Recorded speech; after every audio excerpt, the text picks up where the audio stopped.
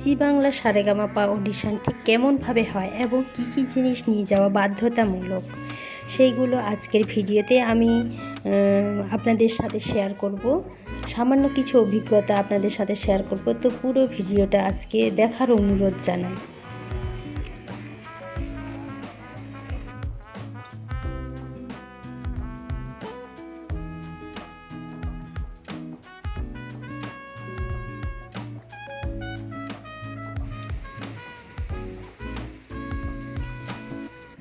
শুভ সকাল, কেমন আছেন বন্ধুরা? আশা করি ভালো আছেন, আর আমিও বেশ ভালো আছি। কেননা আজকে মানে গতকাল রাতে একটু বৃষ্টি হয়েছে, এই গরম থেকে একটু অন্তত স্বস্তি পাওয়া গেছে। আর আজকের সকালটা দেখো কি মিষ্টি, একটা নতুন দিনের শুরু, একটা নতুন সকাল। আজকে আপনাদের সামনে হাজির হয়েছে আপনাদের বন্ধু অনুপমা একটা নতুন ব্লগ নিয়ে।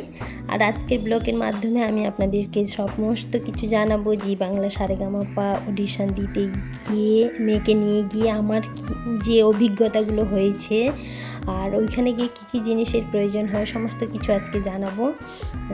তো বলে রাখি, আমাদের কলকাতাতে জি বাংলা সারেগামাপা অডিশনটা সম্ভবত 28 এপ্রিল হয়েছিল। আর সেই সময় কিন্তু একটুও বৃষ্টি ছিল না, সেই সময় কাঠফাটা রোদ্দুর ছিল।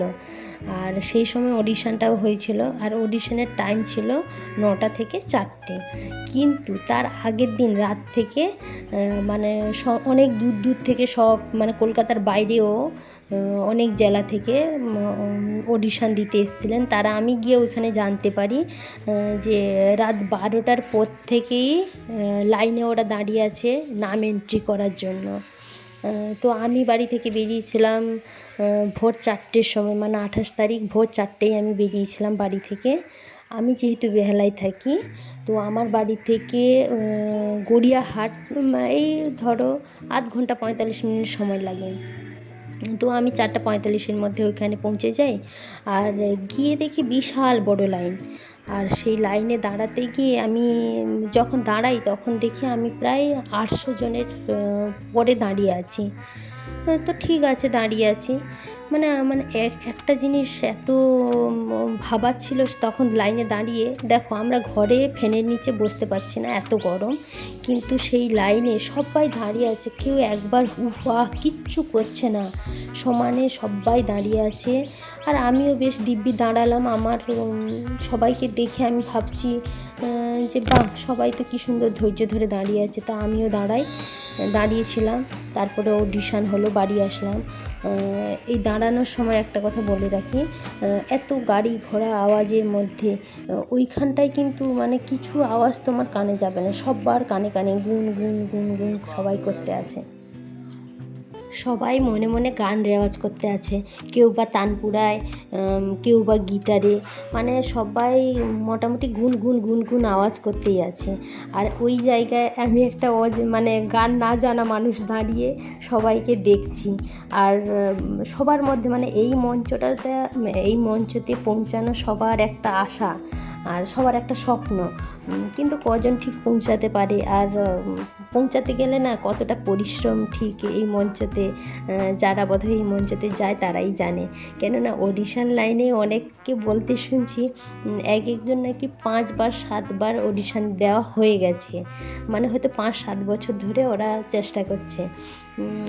তো আমি দাঁড়িয়ে দাঁড়িয়ে সবাইকে দেখছিলাম, অনেকের সাথে কথাও বলছিলাম। তারপরে মেয়ে এসে গেছে, এখন লাইনের অনেক কাছাকাছি চলে এসেছি, সেই জন্য আমার মেয়েও এসে লাইনে দাঁড়িয়েছে। এখন আমি আর লাইনে দাঁড়াতে পারছি না, আমি একটু দূরের দিকেই রয়েছে, ভিডিওটা করছিলাম। ভোরবেলা 4:45-এ লাইনে দাঁড়িয়েছিলাম, আর এখন বাজে 10:35।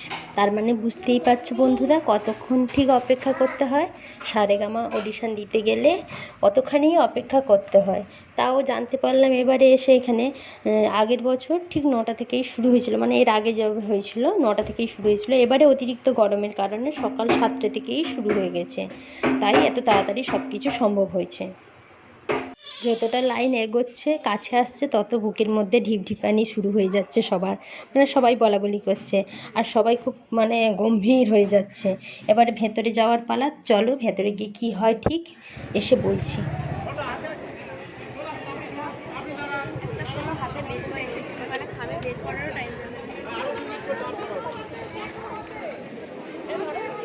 এই তো ছোট হাতে বলছি।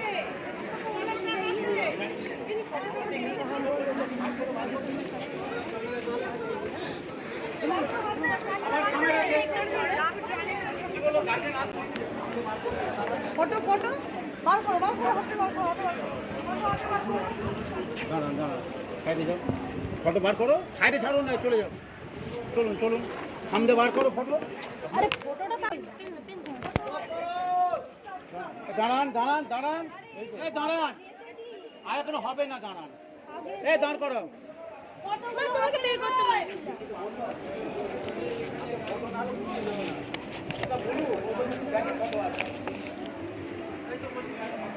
অডিশন দিতে আসলেই এক কপি ফটো অবশ্যই এবং ভোটার কার্ড আধার কার্ড অবশ্যই রাখতে হবে সঙ্গে করে।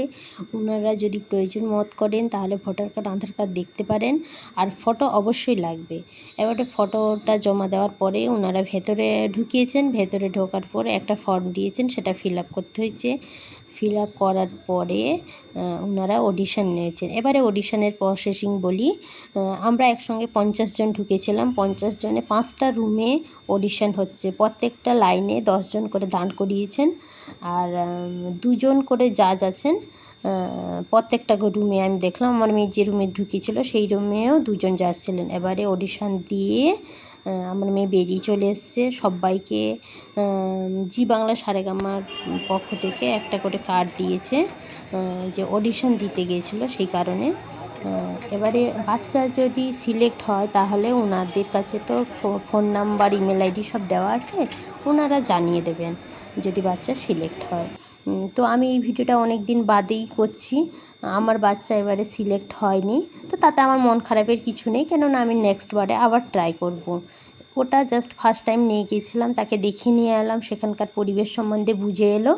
এবারে নেক্সট টাইম আবার চেষ্টা করবো। আপনাদের যদি আশীর্বাদ থাকে আর ভগবানের যদি আশীর্বাদ থাকে, ও নেক্সট টাইম ভালো কিছু করবে। তো ফ্রেন্ডস, আজকের ভিডিওটা এইটুকুনো। Tata, bye bye. আবার দেখা হচ্ছে কালকে ঠিক এই সময়ে।